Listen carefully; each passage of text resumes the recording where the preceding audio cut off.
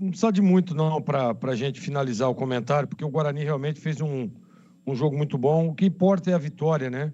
Não dá para a gente discutir se o Guarani começou, se iniciou num plano tático diferente e as coisas não deram certo.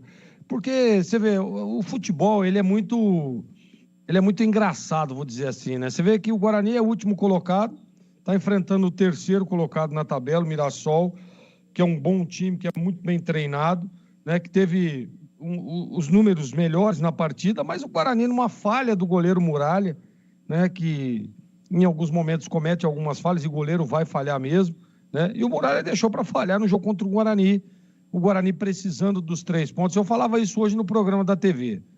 Independente de como vai ser, de quem vai jogar, da plataforma tática, né? Se vai ser no Brinco de Ouro, se vai ser no Ranca-Toco, se for em qualquer lugar, o Guarani precisa dos 3 pontos.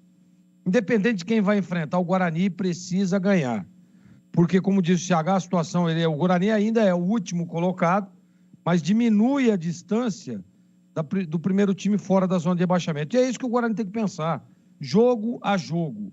Não dá para ficar pensando no próximo, tem que pensar no atual. Qual que agora o Guarani venceu o Mirassol, comemorar hoje, amanhã já pensar no próximo adversário. É isso que o Guarani tem que fazer. Então tem que parabenizar o Alan Al, que percebeu ali, fez a mudança, as coisas aconteceram.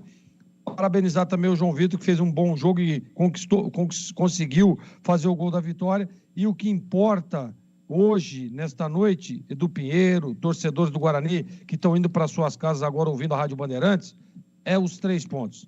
Parabéns ao Guarani.